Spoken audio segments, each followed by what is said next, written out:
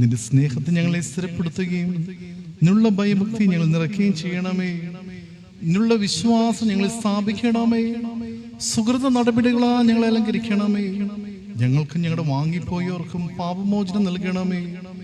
ഞങ്ങൾ നിനക്ക് നിന്റെ പിതാവിനും പരിശുദ്ധ റൂഹായിക്കും സ്തുതിയും സ്തോത്രവും ഇപ്പോഴും എപ്പോഴും നീ സമർപ്പിക്കുകയും ചെയ്യുമാറാകണമേ. ഹോശോ വബ്കുലിസ്ബാലുൽമേ